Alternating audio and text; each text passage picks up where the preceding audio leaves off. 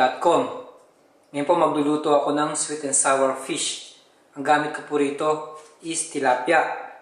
Meron din tayo rito ng tomato sauce, luya, iba't ibang kulay ng capsicum, white sugar ang gamit ko rito. Pwede rin po kayong gumamit ng brown sugar. Meron tayong suka, bawang, paminta, asin, carrots, sili, which is optional lang po kung gusto nyo maglagay ng sili, onion. Gagamit din po tayo ng tubig at mantika. Tara na po magluto. Okay po, ang first step natin, nagpapainit na ako ng mantika sa aking pan.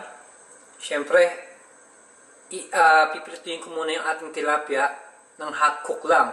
Once na maprito na siya, set aside natin siya, tapos papakita ko sa inyo yung next step natin na gagawin.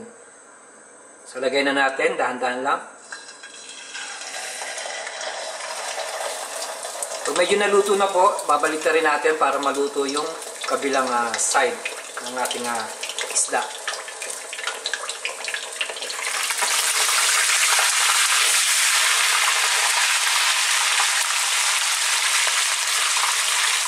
So, yan po, bali half cook na yung ating tilapia. Ang gagawin natin, set aside ko siya, tapos magbabawas tayo ng konting mantika. The same oil po yung gagamitin natin sa pagigisa. Ganun lang po simple. Tapos, magigisa na tayo ng ating sweet and sour na mga ingredients.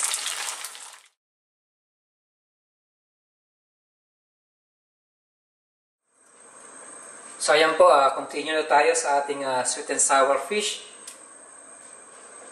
Mapapansin nyo po, nagbawas na ako ng mantika. So, magigisa na tayo. Ang bawang. Sunod na rin natin yung ating luya. Gisahin lang natin. Ngayon po, susunod natin yung ating sibuyas at ang sili. Halu-haluin lang natin.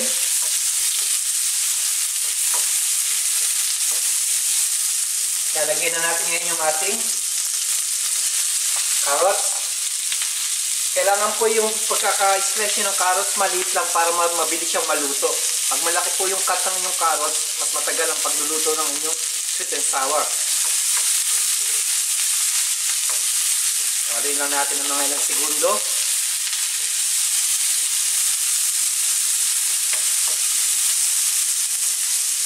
Ngayon po maglalagay tayo ng konting tubig.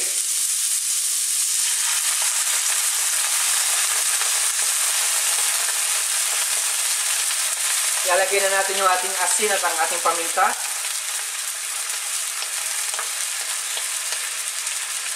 Siyempre pa, ang asukal.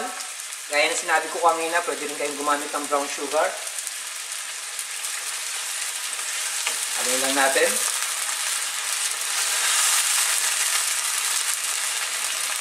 Ngayon po maglalagay na tayo ng tomato sauce or ketchup.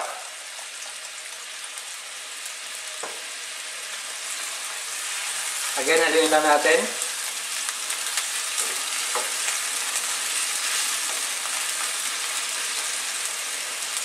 Ngayon po ilalagay na natin yung ating suka. At this point po, wag na natin siyang haluin. Hayaan natin lumambot yung carrots. Once na naluto natin yung carrots sa mga 2 to 3 minutes, ilalagay natin yung ating bell peppers. Kasi po, mas matigas yung carrots kaysa sa ating bell peppers. So, hintay lang tayo ng mga 3 minutes. So, okay po. Ilalagay na natin yung ating bell peppers. Gaya ng sinabi ko, meron ako sa ref na iba-ibang kulay na capsicum.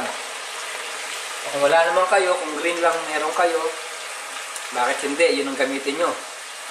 So, haluin lang natin. Ngayon po, ilalagay na natin yung ating piniritong tilapia. Tulak lang natin dito sa gilid. Dahil yung ating ingredients, mimix natin sa ating isda. Hindi lang po tilapia ang pwede nyo gamitin sa sweet and sour. Kahit anong klase pong isda, pwede nyo gamitin.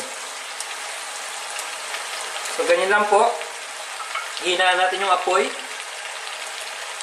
Maximum 3 minutes lang po lulutuin natin siya. Hayaan natin humalo yung lasa ng tilapia sa ating sauce. Tapos pwede na po siyang iserve.